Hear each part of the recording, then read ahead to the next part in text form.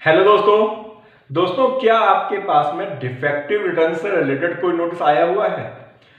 जी हाँ दोस्तों, यदि आपके पास इनकम टैक्स डिपार्टमेंट से आपकी इनकम टैक्स की रिटर्न से रिलेटेड डिफेक्टिव रिटर्न का कोई नोटिस 139(9) के अंतर्गत आया है तो दोस्तों उसके लिए आपको घबराने की कोई जरूरत नहीं। इस वीडियो को अंत तक देखिए।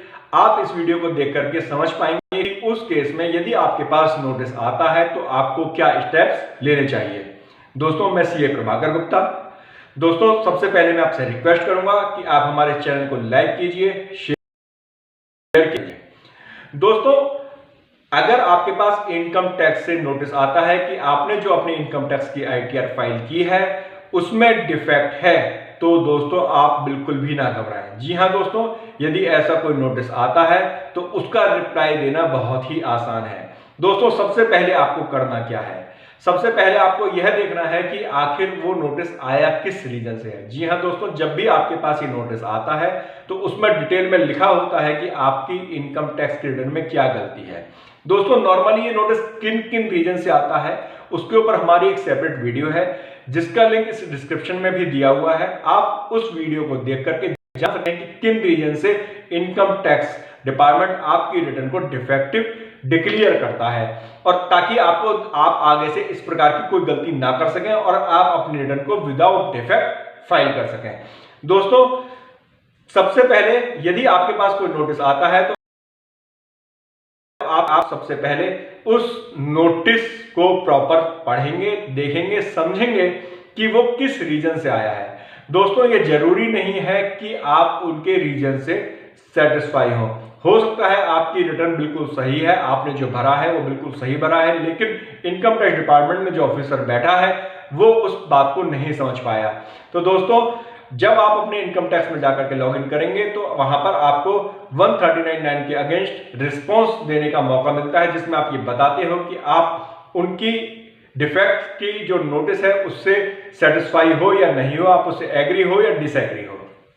यदि आप डिसएग्री होते हैं सिंपली वहां पर डिसएग्री को सेलेक्ट कीजिए और सबमिट कर दीजिए। मींस आपने अपना रिस्पॉन्स सबमिट कर दिया कि जो आप डिक्लेयर किया था वो डिफेक्ट मेरी। लेकिन यदि आपकी इनकम टैक्स में आपको लगता है कि हाँ कुछ गलती मुझसे हो गई है तो आप उस गलती को रेक्टिफाई कर सकते हैं।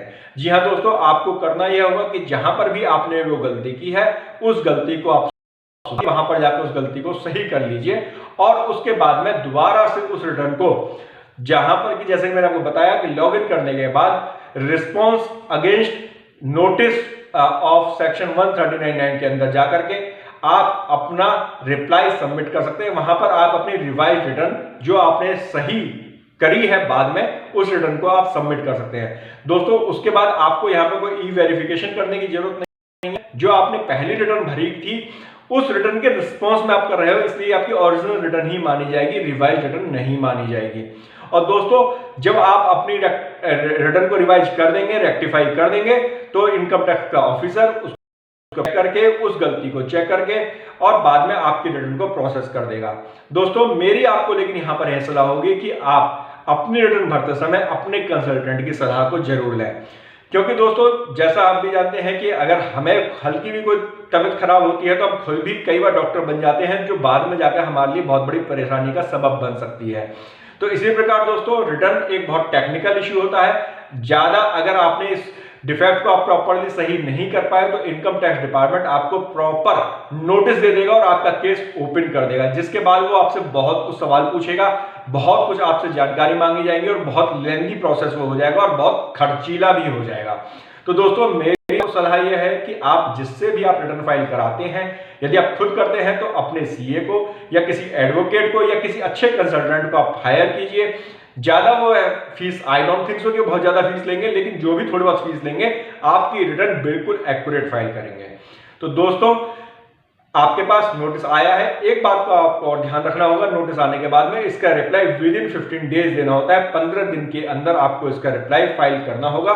यदि आपने रिटर्न का इस नोटिस का रिप्लाई फाइल नहीं किया, एग्री या डिसएग्री जो आपने फाइल नहीं किया, तो जो आपकी रिटर्न है वो रिजेक्ट कर दी जाएगी और यह माना जाएगा कि आपने कोई भी इनकम टैक्स की रिटर्न को फाइल नहीं किया है। उस केस में आपके ऊपर बाद में पेनल्टी के प्रोविजंस भी लग सकते हैं नॉन फाइलिंग के।